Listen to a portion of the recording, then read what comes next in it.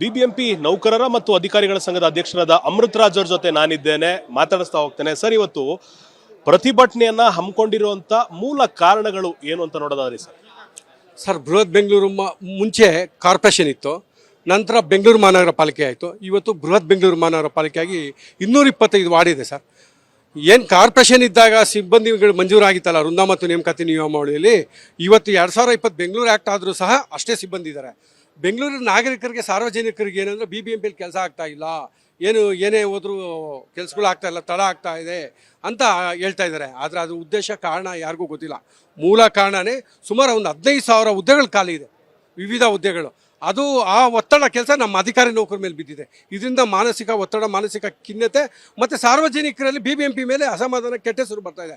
ಆಗ ಸಿಬ್ಬಂದಿ ಇರೋರು ಇರೋಷ್ಟೇ ಇದ್ದಾರೆ, ಬೆಂಗಳೂರು ಬೆಳೆದಿದೆ, ಆದರೆ ಕೆಲಸ ಮಾಡೋದಕ್ಕೆ 3ರಿಂದ 4ರಷ್ಟು ಪ್ರೆಷರ್ ಜಾಸ್ತಿ ಆಗಿದೆ. ಹೌದೌದು, 3ರಿಂದ ಪ್ರೆಷರ್ ಜಾಸ್ತಿ ಇದೆ. ರೆವಿನ್ಯೂ ಇಲಾಖೆಯಲ್ಲಿ ನೋಡಿ, ಶಿಕ್ಷಕರ ಕ್ಷೇತ್ರ ಚುನಾವಣೆ ಮಾಡಿದೋ, MP ಎಲೆಕ್ಷನ್ ಸಿದ್ಧತೆ ನಡೀತಾ ಇದೆ. ಈಗಾಗಲೇ ಸ್ಪೆಷಲ್ ಕಮಿಷನರ್ ಅವರು ರೆವಿನ್ಯೂ ಬಂದ ಮೇಲೆ ತೆರಿಗೆ ಸಂಗ್ರಹ ಮಾಡೋದ್ರಲ್ಲಿ ದಾಖಲೆ ಮಟ್ಟದಲ್ಲಿ ಈ ಸತಿ ನಾವು ತೆರಿಗೆ ಸಂಗ್ರಹ ಮಾಡಿದ್ದೀವಿ. ಇದು ಸೀಸಿಂಗು, ಸೀಲಿಂಗು, ಅಟ್ಯಾಚ್ಮೆಂಟು, ಈ ಥರ ಎಲ್ಲ ಕೆಲಸ ಮಾಡ್ತಾ ಇರೋದ್ರಿಂದ ಒಂದು ವ್ಯಕ್ತಿ ಎಷ್ಟೊಂದು ಕೆಲಸ ಮಾಡ್ತಾರೆ.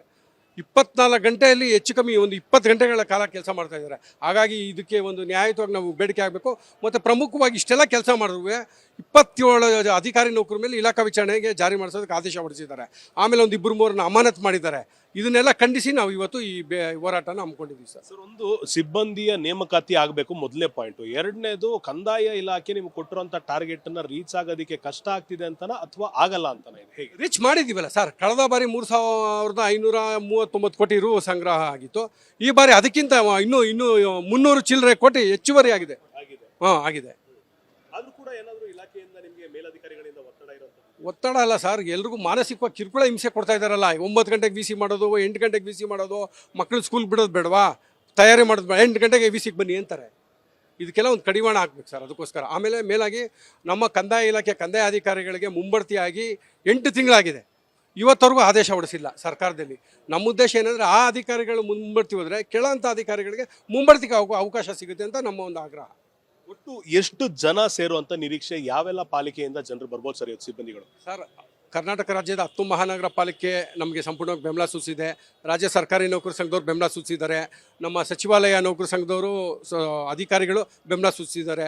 BDA ಸಂಘದವರು ಸಹ ಬೆಂಬಲ ಸೂಚಿಸಿ ಇನ್ನೊಂದು ಕೆಲವೇ ನಿಮಿಷದಲ್ಲಿ ಈ ವೇದಿಕೆಗೆ ಬಂದು ನಮ್ಮ ನೌಕರನ್ನು ಉದ್ದೇಶಿಸಿ ಮಾತಾಡೋಕ್ಕೆ ಇದ್ದಾರೆ ಸರ್ ಅವರು. ಕೊನೆಯದಾಗಿ ಸರ್, ಈಗ ಕಮಿಷನರ್ ಆಗಿರ್ಬೋದು ಅಥವಾ DCM ಗಮನಕ್ಕೆ ಇದನ್ನು ತಂದಿದ್ದೀರಾ ಅಥವಾ ಅವ್ರ ಕಡೆಯಿಂದ ಯಾವ ಭರವಸೆ ಸಿಕ್ಕಿದೆ ನಿಮಗೆ? ನಿನ್ನೆ ನಮ್ಮ ಮುಖ್ಯ ಆಯುಕ್ತರ ಗಮನದಲ್ಲಿ ತಂದಿದ್ದೀವಿ ಸರ್. ಸಾಹೇಬ್ರವರು ಒಂದು ಸಭೆ ಕರೆದಿದ್ರು. ಸಭೆಯಲ್ಲಿ ಒಂದು 4-5 ಬೇಡಿಕೆಗಳನ್ನ ಈಡೇರಿಸಿದ್ದಾರೆ ಸರ್. ಅವ್ರಿಗೆ ನಾವು ಈ ಸಂದರ್ಭದಲ್ಲಿ ಧನ್ಯವಾದಗಳನ್ನ ಅರ್ಪಿಸ್ತೀವಿ. ಯಾರೇ ಅಧಿಕಾರಿಗಳಾಗಲಿ, ಮುಖ್ಯಸ್ಥರು, ಇಲಾಖೆ ಮುಖ್ಯಸ್ಥರು, ಪ್ರತಿಭಟನೆ ಬೇಡ, ಹೋರಾಟ ಬೇಡ, ಕುತ್ಕೊಂಡು ಮಾತಾಡೋಣ ಅನ್ನೋದು ವಾಡಿಕೆ. ಹಾಗಾಗಿ ಒಂದು 5-6 ಬೇಡಿಕೆಗಳನ್ನ ಈಡೇರಿಸಿದ್ದಾರೆ. ಉದಾಹರಣೆಗೆ ಜ್ಯೋತಿ ಲಕ್ಷ್ಮಿ ಅಂತ ಸಾಕಂದಾಯ ಅಧಿಕಾರಿನ ಅಮಾನತು ಮಾಡಿದ್ದಾರೆ. ಅವರಿಗೆ ಒಂದು ಚಾರ್ಜ್ ಶೀಟ್ ಕೊಡ್ತಾರೆ. 10 ದಿನದೊಳಗಾಗಿ ನೀವು ಇದಕ್ಕೆ ಸಮಜಾಯಿಸ್ಕೊಡಿ ಅಂತಾರೆ. ಇನ್ನೂ 4 ದಿನ ಕಾಲಾವಕಾಶ ಇರುತ್ತೆ. 6 ದಿನದ ಮುಂಚೆನೇ, 4 ದಿನಕ್ಕೆ ಮುಂಚೆನೇ ಅಮಾನತು ಮಾಡಿಬಿಡ್ತಾರೆ. ಆಮೇಲೆ ವಿಶ್ವನಾಥ್ ಅಂತ ಒಬ್ಬರು ಹೆಲ್ತ್ ಇನ್ಸ್ಪೆಕ್ಟರ್ ಇದ್ದಾರೆ ಮಾದೇವಪುರದಲ್ಲಿ. ಈಗ ನಮ್ಮ ಫಲಕ ಶೇಕಡ ಅದು 100ರಷ್ಟು ಇತ್ತು, ನಾವು ನೋಡಿದ್ವು. ಅಲ್ಲಿ ಅವರು ಕಾನೂನು ಚೌಕಟ್ಟಲ್ಲಿ ಕೆಲಸ ಮಾಡ್ತಿದ್ದಾಗ ಯಾರೋ ಒಬ್ಬರು ಅಪರಿಚಿತ ವ್ಯಕ್ತಿಗಳು ಬಂದು ಅದನ್ನು ಧ್ವಂಸ ಮಾಡ್ತಾರೆ.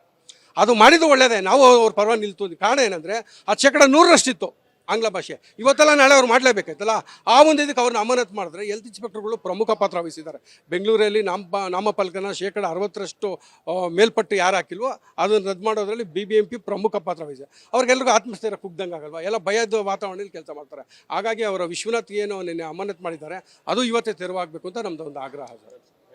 ಇಷ್ಟಾಗಿತ್ತು ಅಮೃತರಾಜ್ ಅವರ ಮಾತು. ಮೊದಲನೇದಾಗಿ, ಸಿಬ್ಬಂದಿ ನೇಮಕಾತಿ ಆಗಬೇಕು, ಹೆಚ್ಚುವರಿ ಅವಧಿಯಲ್ಲಿ ಕೆಲಸವನ್ನ ಮಾಡಿಸ್ತಾ ಇದ್ದಾರೆ, ಆ ಒತ್ತಡವನ್ನ ಕಡಿಮೆ ಮಾಡಬೇಕು. ಅದರ ಜೊತೆಗೆ ಪ್ರಮುಖ 3 ಬೇಡಿಕೆಗಳನ್ನ ಪಾಲಿಕೆಯ ಮುಂದೆ ಇಡಲಾಗ್ತದೆ. ಕ್ಯಾಮರಾ ಪರ್ಸನ್ ಸತೀಶ್ ಜೊತೆ ಅಭಿಷೇಕ್ BV, ವಿಸ್ತಾರ ನ್ಯೂಸ್, ಬೆಂಗಳೂರು. ಅನುಕ್ಷಣದ ಸುದ್ದಿಗಳಿಗಾಗಿ ವಿಸ್ತಾರ ನ್ಯೂಸ್ ಯೂಟ್ಯೂಬ್ ಚಾನೆಲ್ ಸಬ್ಸ್ಕ್ರೈಬ್ ಮಾಡಿ. ಹೊಸ ಸುದ್ದಿಗಳ ನೋಟಿಫಿಕೇಶನ್ಗಾಗಿ ಬೆಲ್ ಐಕಾನ್ ಕ್ಲಿಕ್ ಮಾಡಿ. ಲೇಟೆಸ್ಟ್ ಅಪ್ಡೇಟ್ಸ್ಗಾಗಿ www.vistaranews.com ವೆಬ್ಸೈಟ್ಗೆ ವಿಸಿಟ್ ಮಾಡಿ. ಅಂಗೈಯಲ್ಲೇ ಜಗತ್ತಿನ ಸುದ್ದಿ ತಿಳಿಯಲು ವಿಸ್ತಾರ ನ್ಯೂಸ್ ಕನ್ನಡ ಆಪ್ ಡೌನ್ಲೋಡ್ ಮಾಡಿ.